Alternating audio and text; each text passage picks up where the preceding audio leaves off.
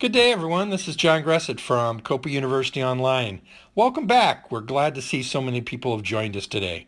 Hey, spring is in the air. I don't know about you, but I'm already planning out my summer flying. And some of that summer flying will probably include some mountain flying. To help give us a primer, we've invited back Michael Hockenreiter, who's a very experienced mountain instructor.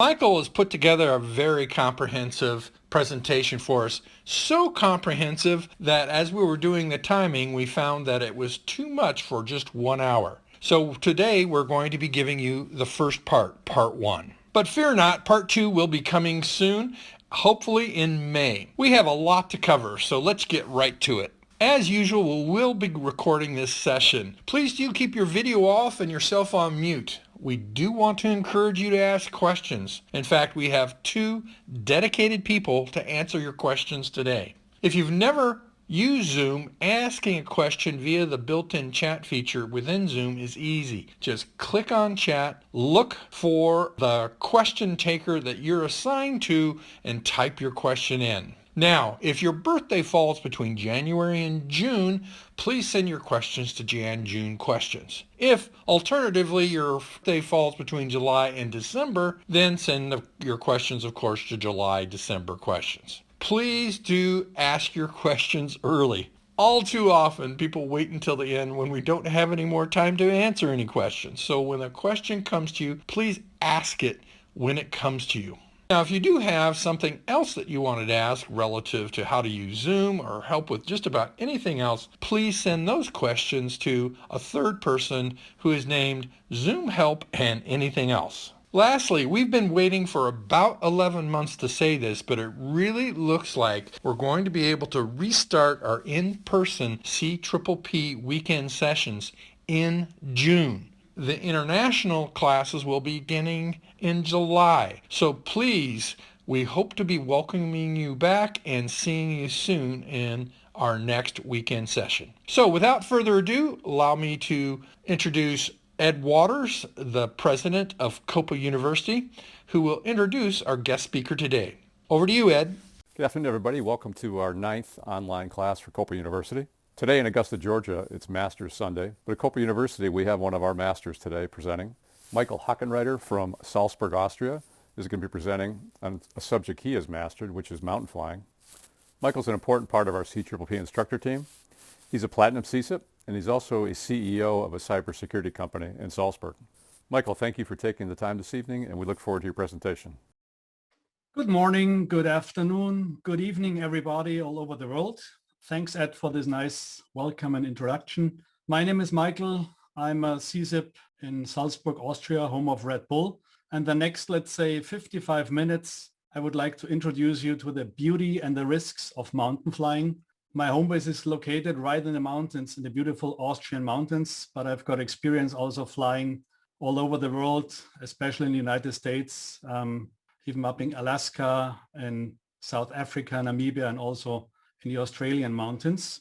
And my objective for today is not only to show you the beauties, also the risks which come with mountain flying. And as John already mentioned, originally we planned to present today 2 fatal accidents which happened 2019 in the Austrian Alps, not far from my home base, 1 VFR and 1 IFR. And as we timed this webinar and we planned the agenda and the key messages, we agreed it's too much for 1 webinar. So we split it up. Today, we will focus on a VFR mountain accident that happened in July 2019, a standard VFR typical stall spin accident. And we'd like to highlight after the accident report some important VFR mountain flying do's and don'ts. In the part 2, probably in May, currently we're aiming around the 16th of May, we will talk about the second accident, and the COPA forums discussed as accident number 147. This was an IFR mountain accident where the pilot descended below minimums in IMC, and we had also some automation management issues, which we will explain and get some lesson learned out of it in the next part 2 webinar series. The focus And my personal objective for today, for the participants who have never flown in the mountains, I would like to tease you. I would like to show you mountain flying is really beautiful. It can be really, compared to flatland flying, a great honor if you see the mountains from the air, but it also takes some risks. And these risks are definitely greater than flying in flatland areas.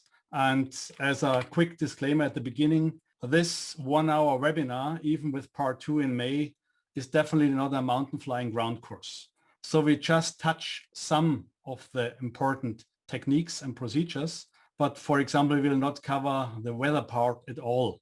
Especially in the mountains, you have to deal with turbulence, with wind shear. I was flying today with a student in the Austrian Alps and we had Südföhn.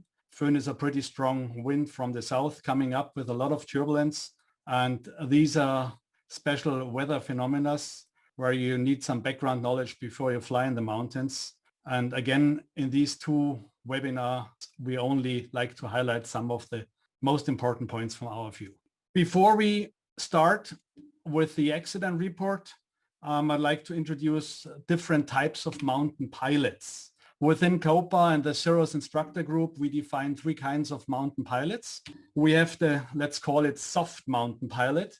This is typically a flatland pilot who likes to cross the mountains from east to west in the United States, or if you look at Europe, from north to south, flying to the sea, something like that. Usually the soft mountain pilot likes to fly high with a great safe distance from the peaks, from one flatland airport to another flatland airport. The second type of a mountain pilot in a Cirrus airplane likes to fly also in valleys, in canyons. He has, of course, to cross ridges if he flies in different valleys. And if he likes to land in the mountain, he has some challenging VFR and IFR mountain airports. And they are located all over the world, from Colorado, Utah, up to Alaska.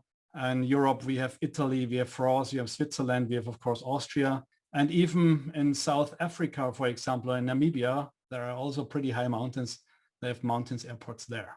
But still, this is flyable and achievable with Cirrus airplanes, which is our focus today. And then we have also, of course, bad weather situations, which are more challenging. And if you like to fly in mountains with these conditions, of course, you need a lot of experience and practice, and definitely you have to know where you are if you fly in a valley like that. And at the end, we have the, let's call it the real bush or mountain pilot. To do that, you need special airplanes. And to be honest, our Cirrus is not a backcountry airplane. For these kind of flying, you need big bush-wheeled 100 tires, or you need even skis. You fly to unimproved backcountry strips or ski flying. I did a lot of ski flying in Alaska in Super Cups and tree paces here. This is an amazing experience if you land on a glacier airport, but this is a complete different kind of flying, and this is not achievable in the Cirrus airplane. For the European participants, in Europe, we have a special rating called Mountain Rating, MOU rating. You can get this, for example, in Switzerland, in France, in Italy, and then fly with a Super Cup on skis or on wheels to unimproved backcountry strips.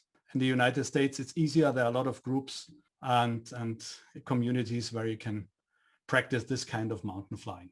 Just to show you some of the beauty, because this is our focus as Cirrus mountain pilot, some pictures from the United States. This is Alaska. You see the highest peak of United States, Northern America, Mount Denali and McKinley, and the glaciers down here. This was a picture from a trip in our Cirrus in 2013. Another view from Mount Denali. It is an amazing experience. If you've never seen that, I really recommend it. Take your airplane, take an experienced pilot or instructor with you, and feel the nature of the mountains. One example for a mountain airport in Alaska, Ketchikan. You see more or less it's a one-way strip, not a too long runway, located in a mountain with even higher density altitude. Just another example in Washington, Mount St. Helens, the volcano. So you have nice places all over the states, especially, of course, the Rockies in Colorado or Utah, for example. Let's switch over to Europe. This is an example from South Tyrol. the Dolomite Alps. Pictures are made during mountain training with my students. This is some way of mountain flying where you use the benefit of orographic lifting, so fly close to the rocks to get some orographic lifting out of that. Another nice view of the Alps in wintertime. This is a picture from Switzerland, a glacier lake in the Switzerland Alps, just to give you some impression about the beauties of mountain flying. This is a place called Obertauern in Austria with a very interesting skiing slope for all the skiers and our participants. And I'm pretty sure everybody knows the phrase Cirrus life. And this is really Cirrus life. If you take your own Cirrus, if you fold the back seat, if you get the skis in together with your Cirrus bag, and then jump into the plane and fly to a nice area. This, for example, is the downwind of runway 08 in Zell am See. And you see we have the skiing slope right out here. The cable car goes up there. And you land, you park your airplane, get the skis out, and 10 minutes later you're sitting in the cable car and you see that's the airport, the mountain airport where you landed 10 or 15 minutes ago. And this is really Cirrus life, and you can enjoy that if you have some experience and do some kind of mountain flying. For the US pilots, I'm pretty sure you're not too used to European traffic patterns. This is just one example about one famous mountain airport in Austria, Zell am See. And the blue one here, this is the traffic pattern. This is the runway 0826, not too long, not too wide. And the picture I made was in the downwind. It was right here. This is the cable car I was sitting in, and this is right in the downwind. You fly in here, a very, very short base, and then you turn to final for runway 08. And we will talk about Zell am See more in the second part of our webinar, because this was also the place where we had a fatal accident just before Christmas 2019, unfortunately. And as I said, after the beauties, you have to be aware about the risks. I do not want to frighten you, but this is a good time, based on the 2 fatal accidents we had in the year 2019, to review into the analysis and to get some lessons learned out of that to improve your own flying skills, and especially mountain flying skills. Let's discuss the accident. We call it Leutasch. In the COPA forums, there are a lot of discussions under the thread 141, the box canyon turn and the point of no return. This is one of the press articles you see here. That's the remains of a nice SR-22 G3 turbo normalized. They crashed into the mountains about 20 miles away from Innsbruck. Innsbruck is another very famous mountain airport in Austria, very famous for airline pilots if they practice approaches into Innsbruck and their simulators. I use Innsbruck in my instrument training as one of the training airports, pretty challenging maneuvers in there.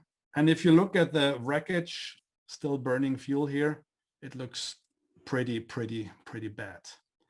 This is one of the German articles in the German press, flight of death, a German pilot.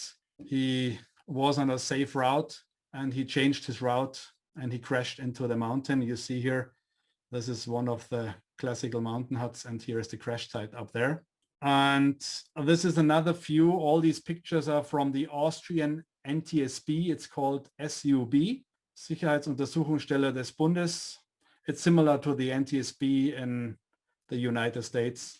And this government agency is doing all these accident investigations with really competent people. I was able to support these guys as a subject matter expert for Cirrus aircrafts.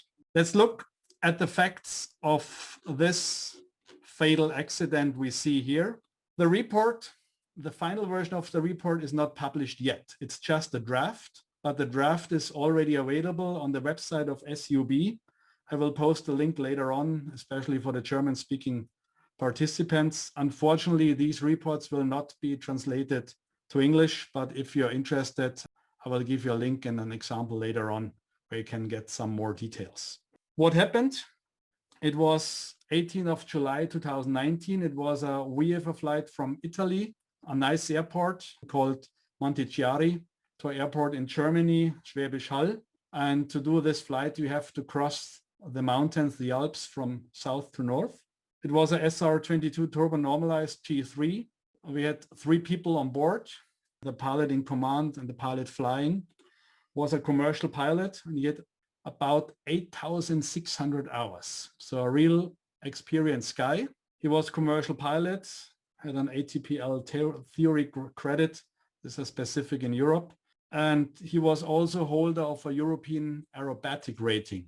This is important if we later talk about stalls, stall speed, load factor, and things like that. So he was able to fly aerobatics, and he had some experience there too. He even was a flight instructor. He was no CSIP, but he had quite a lot of experience in doing flight instructions. And if an experienced guy like this happens an accident like that, I really start thinking, and I really start, wow, if this guy kills himself and two other pilots and passengers, even with my mountain flying experience, I'm not safe for doing these kind of things. And I think nobody can be that one.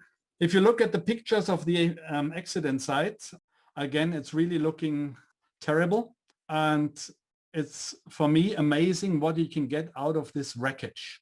And if you're not aware about that, every Cirrus airplane, the newer generations, they have RDM, we call it Recoverable Data Module. It's a piece of a flight data recorder, which is in the tail of your Cirrus. This is a graphics out of the Cirrus airplane maintenance manual, so you see it here. The RDM looks like that. So this is the tail of the accident airplane. We will talk in May about that one. And this is how the RDM looks like. Fortunately for us, the RDM was intact based on this Leutasch accident. And the guys from the SUB recovered the RDM and shipped it to Cirrus. Thanks to Brad Miller, he's the chief and leading accident support guy at Cirrus. He was able to get the data out of it and send it back to the SUB and to me. And if you look at the RDM data, it's looking really like just a mesh on data, just a blob data. This is the data you get out of this RDM module from every airplane. So every flight will be logged there and stored for several hours. And based on these RDM data, the SUB was able to reconstruct the flight path. And I was later on able also to visualize it and to use it as a teaching tool in our mountain flying classes. I will show you in a second. So based on this RDM data, this is the route the accident pilot took. I just would like to give you a quick overview. I'm pretty sure most of the participants will not be familiar with this area. So here we have Brenner. This is the border between Italy and Austria. And this is usually the changeover point. And here we have a big valley. It's called Inntal, the Inntal Valley. And here right in the middle is Innsbruck International Airport. Again, if you fly in Europe, a really nice airport to visit. And the accident pilot flew northbound, the standard VFR route. He entered Innsbruck airspace, and we see it here, and he requests to cross from Sierra to November, Sierra Whiskey November up here. So to cross from south to the north, no problem. And then at November 2, he said, our Innsbruck radar said, Cirrus, you will leave the frequency Servus, which means bye-bye. And he said, thanks a lot, approved to leave by. And then, according to the flight plan, he can continue on the valley here in northbound, heading to Germany, or even taking the valley left to Garmisch-Partenkirchen and then heading to Germany. But for whatever reason, we have no clue. The pilot decided to make a left turn here into this valley and crash into this mountain.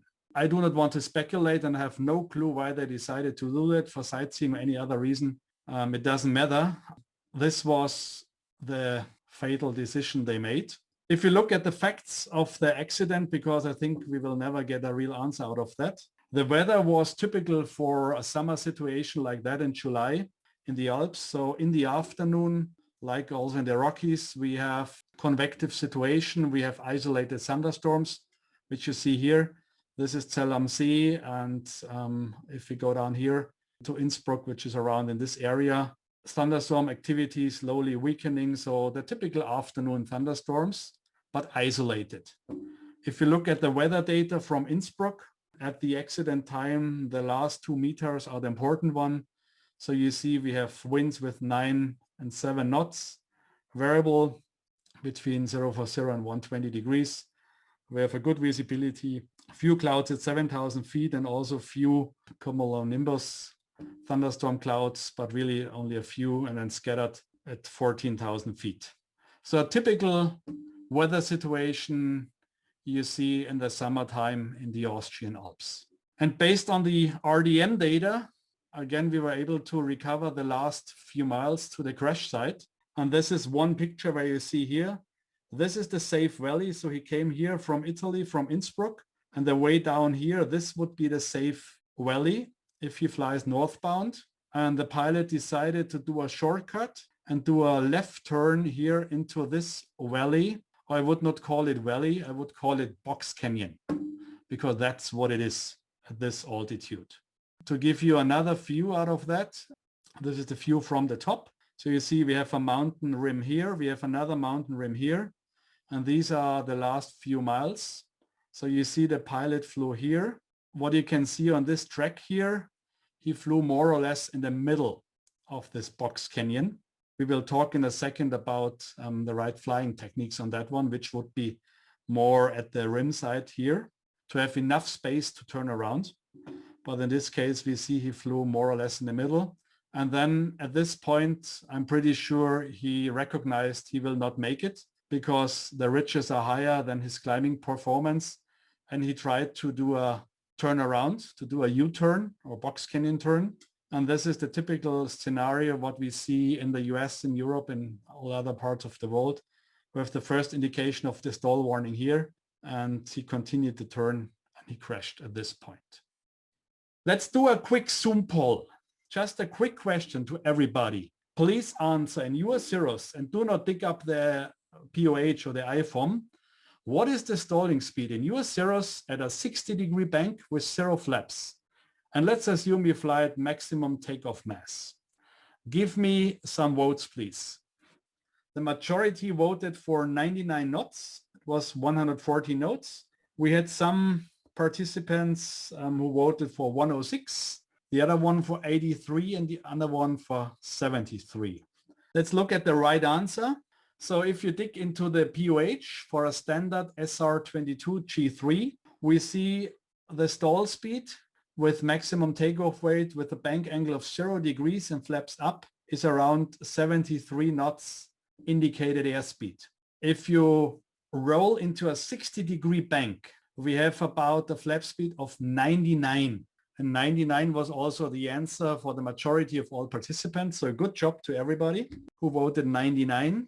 Also okay for me, the guys who voted 106. But for all participants who voted 83, or even 73, you would be dead already. Because if you roll into a 60-degree bank turn, the stall speed raises rapidly. And we will see that later on in my lessons learned slide out of that. If we come back to the final seconds of this accident, these are the last data point which was recorded by the RDM. So we had about 90 to 100% power. Before the crash, we had a pitch of minus 18 degrees nose down and a roll of 75 degrees to the left, a sink rate of nearly 3,000 feet per minute, and an indicated airspeed of 106, a ground speed of 112. So if you increase the roll rate to 75 and more, the stall speed raises exponentially up, and it's really obvious that this airplane stalled and crashed during this kind of U-turn or box canyon turn. This was just the facts of the accident.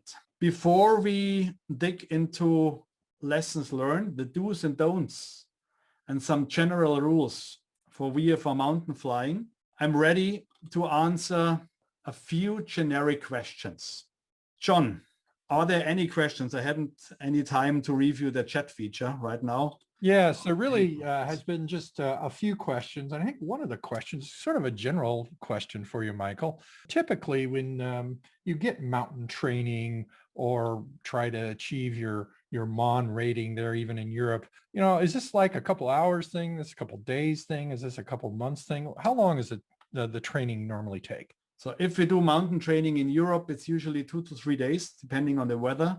So the ground school is usually 1 day, or we split it up to 2 half days and go the other half of the day flying. For the classical VFR mountain flying, if the weather is good, we try to cross the Alps in Europe 4 times, north, south, and west, east. Let's plan between 2 to 3 days for VFR and at least 1 additional day for IFR. Very good. Tell you what, we did have a couple more questions, but I'm looking at the time. We only really have about 24 minutes left.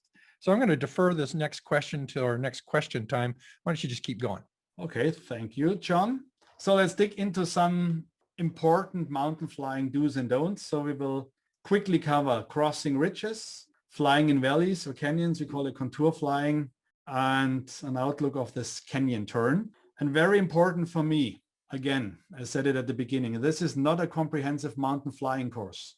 I told in a real training, we have about 1 day ground school where we really dig in the details of mountain flying techniques and practices. And please also do not try to fly one of the maneuvers based just on the webinar presentations you see today here. Let's start with crossing the ridges. This is one typical example here, crossing the ridge in Switzerland. We have the mountain peak here and the ridge comes up here. And you see, I'm not flying directly to the ridge. I'm flying, or my student was flying in this case, in a 45-degree angle. And this is the best practice, what you should do if you like to cross a ridge. Always fly into a 45-degree angle that you have the possibility to turn around if something bad happened. Something bad could be probably a downdraft, which you experience as you get closer to the ridge. And then in this case here, you could do a left turn around and descend into lower terrain. Or even if you try to cross the ridge and then you see all the valleys on the other side are sucked up with cloud and fogs, you say, oh my God, I have to turn around. If you approach a ridge in a 45-degree angle, this is the best practice. This is what you should do. Usually my experience as an instructor at the beginning, if you talk with people about that, everybody is saying, yeah, okay, I understand.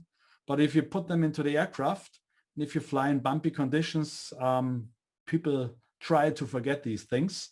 And then they fly with a 90-degree direct to the ridge. And if they then experience some downdraft, it's a bad situation. These pictures are made out of a mountain flying booklet from the CAA, the Civil Aviation Authority of New Zealand. I will publish the link later on in the chat. A pretty good outlet of mountain flying techniques. And I really like a US guy called Sparky Imson. He is the author of the Mountain Flying Bible. I will reference at the end. And Sparky always publishes do's and don'ts. And his do's is approach all mountains and ridges at a 45-degree angle. And this is one of the key messages you should keep in mind if you approach a ridge. A lady, also a US flight instructor, Amy Hoover, had another nice message. They said, as you cross the ridge, have a back door and keep your hand on the doorknob. And I think this is exactly what we see here. You have a back door, and if you approach the ridge and if you experience any problem or troubles, downdrafts, bad weather, anything like that, take the back door and turn around and continue your flight in the other direction. So this is hint number 1 about crossing ridges. Let's talk a little bit about canyon flying or valley flying. Again, a picture from the CAA New Zealand. This is how you should fly into a canyon. Always fly on one side. There are always questions, which is the right side, depending on updrafts and downdrafts. Usually we say fly on the right side. If you have traffic, opposite traffic, and everybody stays on the right side, this makes sense. The general opinion is the right side or the upwind side. There are only a few exemptions to that one. But if you remember the video and the pictures from Leutasch, the accident pilot flew more or less in the middle of this box canyon. And if you fly in the middle of the box canyon, you will not have enough space to turn around. And this is exactly what happened at our accident. So again, if we talk about do's and don'ts, you see here a picture from one of my students doing a mountain flying course. In Austria, we're flying into the valley. You see here, we have the terrain, the TARS system on. Green means good to go. This is the valley where we fly. He flies on the right side. And our friend Sparky said, don't fly in the middle of the canyon. This places you into a poor position if you have to turn around. And another thing is the wind shear and turbulence. This is something we will talk about in a detailed mountain course.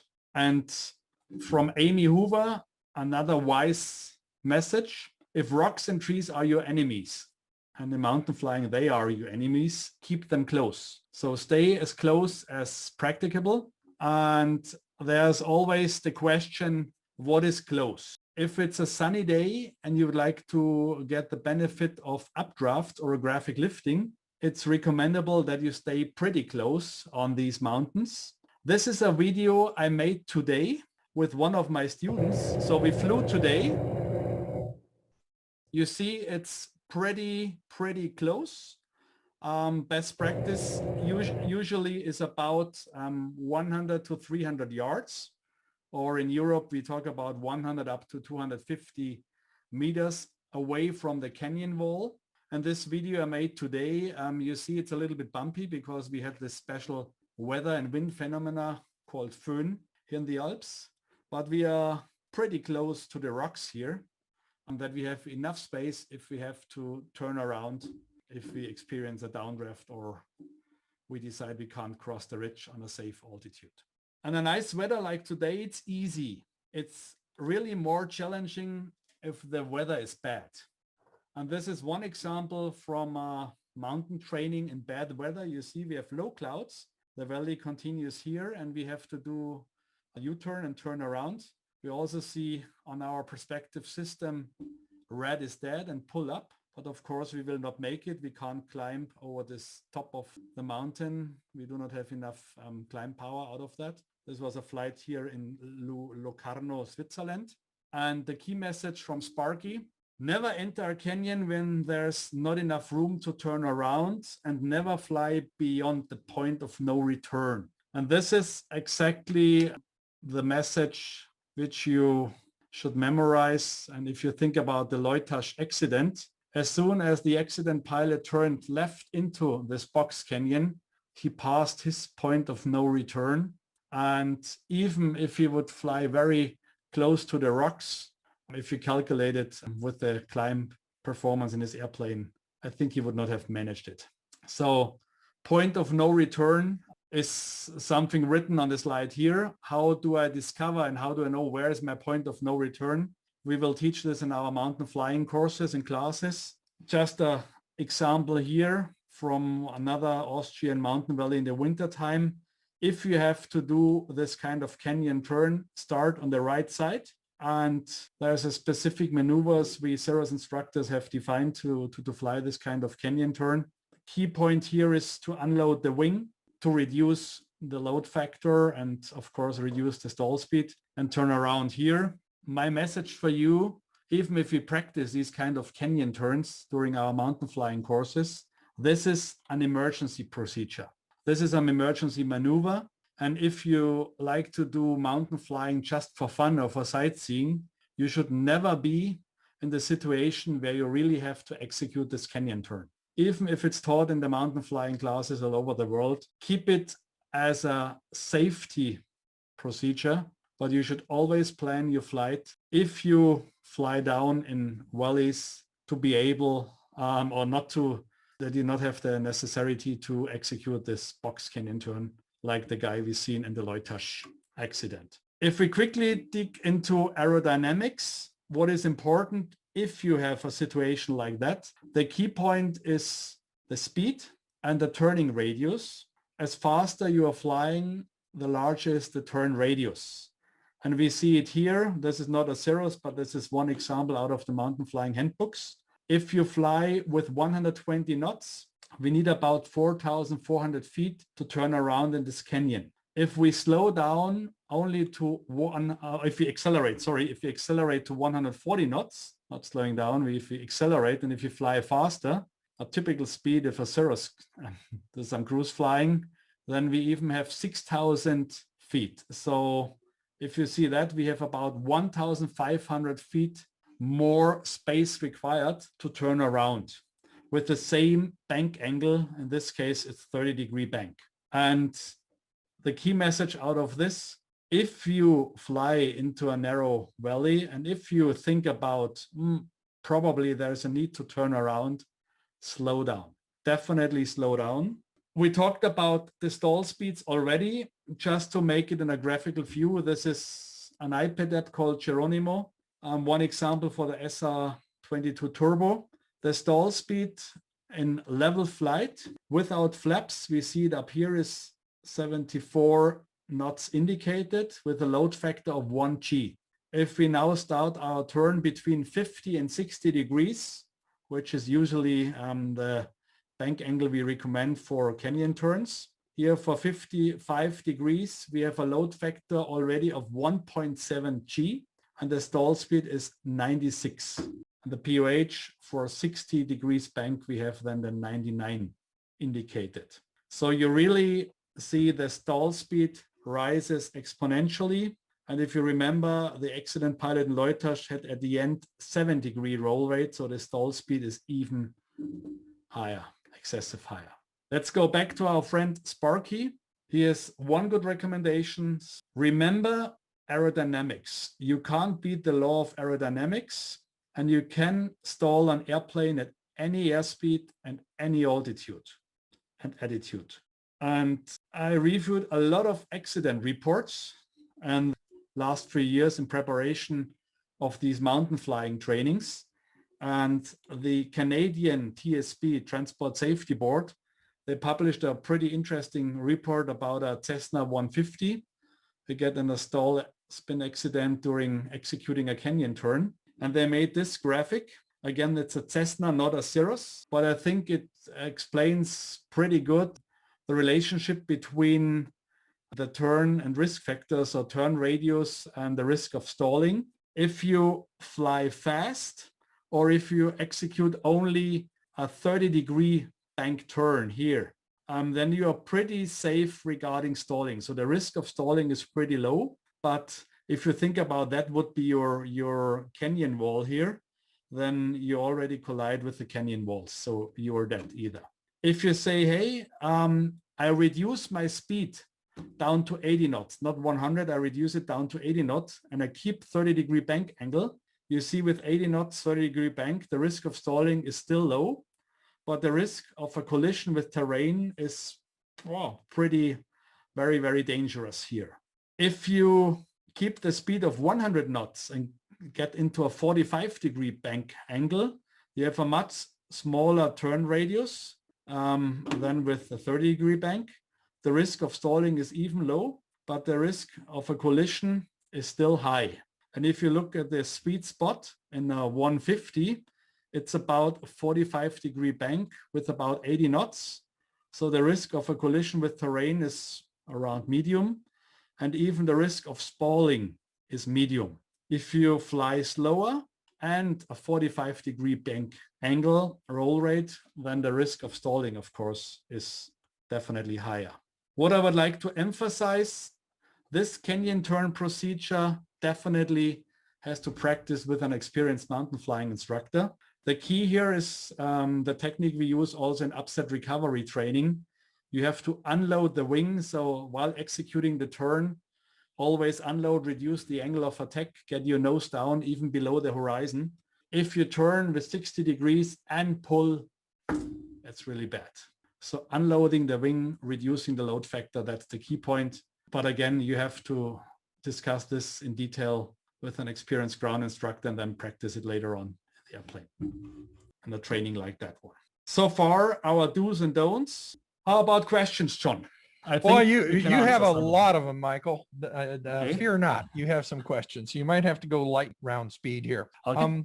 One question that's come up several times, so I'm going to try to jam one question into several here, is that, on which side of the valley should you fly on, and shouldn't you fly or make your turn into a wind? Can you expand on that a little bit, please? Yep. So usually for the sightseeing mountain pilot, we recommend fly on the right side of the valley on the upwind side. That's usually the sunny side. So if you have conflicting traffic, everybody flies on the right side of the valley, there's no issue. This is the general recommendation. If you need some performance, look for the updraft. So that's the sunny side. We have one exception. If you fly low in a very, very narrow canyon, then there is a good chance to fly on the downwind side, that if you have to turn around, you benefit from the updraft after the turn, but I do not want to dig into that into detail. So as a general recommendation, the right side, the upwind side, is the side where you should fly in a canyon. Okay, very good. And I guess another question, and we've had a ton of questions on flaps. We're going to hold that one for now. But flaps up, what is the optimum speed for flying in a valley in the SR-22? And at 22, okay, so it depends on the aircraft model, of course. I usually fly between 100, 120 knots into narrow valley. If it's a wide valley, we have enough space, and again, you are just flying for mountain flying, you can even be faster. But if it's a valley like we've seen in the pictures here, a speed between 100 and 120 knots would be the right speed to go with. Okay, very good. And we've had many questions asked over and over again. Should I put my flaps at 50%? Wouldn't that give me more lift? Would it really decrease the maneuverability? I mean, what am I sacrificing? Is this a good idea? What do you think? Yeah, that depends. So generally, if you cruise, we do not recommend to use flaps. Again, if I'm in a narrow canyon and if I like to slow down, flaps benefit, of course, we get more lift. They reduce the stall speed, but they also decrease the load factor. If you dig into your POH, we have the load factor limits, and with flaps, the load factor will be reduced quite a lot. So flaps 50 is reasonable if you decide to fly a little bit lower and want to be on the safe side. If you keep in mind that the load factor will be reduced, but I would definitely not recommend to using flaps 100. So either flaps 0 or flaps 50. Okay, very good. And, we've talked about the point of no return, but if I am planning a flight, etc., how do you compute your point of no return? You can't compute it. So the guy Sparky said the point of no return is the point where when you fly in here, when you pull the power back to idle and start your U-turn 180 degree back, and you get in a gliding distance, a safe glide, you can complete the 180 degree turn without touching any terrain, rocks, trees, anything. This is the point of no return. So think about the glide range of your airplane. If you fly in a upsloping canyon, and if you pull the power back to idle, and without any additional power, of course, if you do the turn, you have to lower the nose, not to stall the airplane. If you can safely turn around without hitting any walls or trees or rocks, this is the point of no return. It's not possible to calculate it, really. I would recommend find an experienced mountain flight instructor. He knows the area pretty well where he's teaching. Yeah, we know some places where we can show you that in a real time. Okay. And this is more of a comment rather than a question, but obviously react as you wish. We had one speaker saying that it can take up to 20 hours of flight training in France to get your mountain instruction there completed. Another point of interest, somebody from New York, some of the flatland out there, they said, hey, these kinds of techniques are even appropriate for the East River of New York City. And we all obviously all know of the very famous collision of Cirrus and towers in New York City. So a good comment from that person. Rules of thumb, I guess you did kind of talk to this already, but I'll go ahead and express it anyway. Any rules of thumb on how to judge that you cannot exit the canyon? And that's just really, tough. And what are your thoughts about caps in this situation, even in the case of the person that you've described today? Was that even a possibility? It was pretty low. Yeah, in this case, he was about 300 feet above the ground as he started the turn. So I digged into the RDM data. So 300 feet, we know what is the safe altitude for a G5 or G6. It's 600 feet, 300 feet. It depends. It really depends. If you like to reduce it, yep, you can pull caps, definitely. But again, we should try to avoid this situation before. Yes, indeed. Well, tell you what, that's probably about as many questions as we have. We're just about 5 minutes from shutting down. So I'll let you continue, Michael. Thank you very much. So the gentleman from France, I will dig and answer his comment or remark his comment in a few seconds. This was accident number 1, the VFR box canyon turn. Again, together with John, we decided yesterday, let's split it up into two parts. And I think this was a good idea. Thanks, John, for your input. We have the second accident. It's the IMC accident into Zell am See. Just to give you some examples, this was the accident in December, just before Christmas 2019. And unfortunately, 2 fatals and 1 serious injury of one of his daughters from the accident pilot. And if you look at the approach, we call it RMP in the US, it's an RNAV approach into Zell am See. It's a challenging cloud breaking. And again, I will talk more in detail about that accident and the lessons learned, what we can get out of this accident. I would like also to use this opportunity to do some kind of advertising. This is really advertising for our COPA University CPPP series. I highly recommend to join one of our CPPPs in the United States or in Europe. And if we talk about one contributing factor of this Zell am See mountain accident, we had automation over-reliance or mode confusion. And we used also this accident in our 101 class automation management presented by Elliot, my friend, and me in Europe. And here we dig into the details of the RDM log from the Zell am See crash. So these are some parts of the RDM log from Zell am See. And again, we will get the lessons learned out of that in our automation management class in the CPPPs all over the world. We have 5 minutes left for a quick summary. I would like to finish with 3 golden rules for the less experienced mountain pilots. Rule number 1, if you do not have mountain flying experience and if you're unfamiliar with the area, please fly higher or fly at least at the height of the rim. There's no need to dig into the canyon. You can do nice pictures and sightseeing also on the height of the rim. On the height of the rim and even above, it's a much safer place if you're inexperienced. We already talked about that. Never fly into a canyon where we have mountains and where we have clouds obscuring the mountain peaks and the rims. Avoid a tunnel canyon. If we have mountain obscuration, do not fly into this tunnel canyon.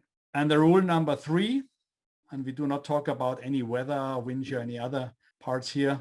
And I think the Leutasch accident will really show us that never fly into a canyon where you can't turn around. So know the area and know your turning radius. Of course, again, the recommendation, if you're interested in mountain flying, pick out an experienced instructor.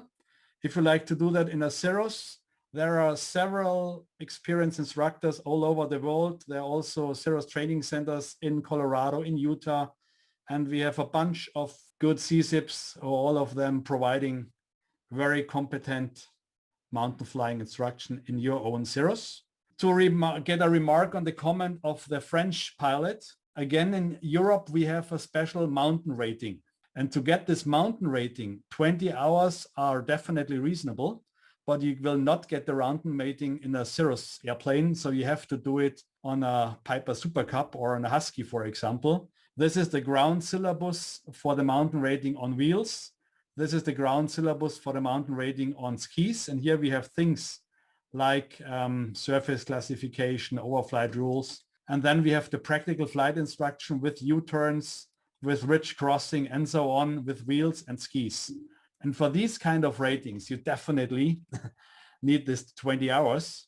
But if we talk about mountain flying in the Cirrus, again, between 2 and 3 days for VFR and another day for IFR, this is appropriate based on my experience. Even COPA offers a program in Europe. On July 3rd, we have a 1-day CPPP, 1-day ground where we focus mountain flying. And on the second day, if weather permits, we go up in the air. This is a picture from our training last year in 2020, Cirrus ramp in Salzburg. We have a full day CPPP in September in Baden-Baden, and we have 2 1-day CPPPs with the focus of avionics, where we're teaching the IFDs, the GTNs, and the Perspective Plus in Biggin Hill, UK, and again in Salzburg, my home base.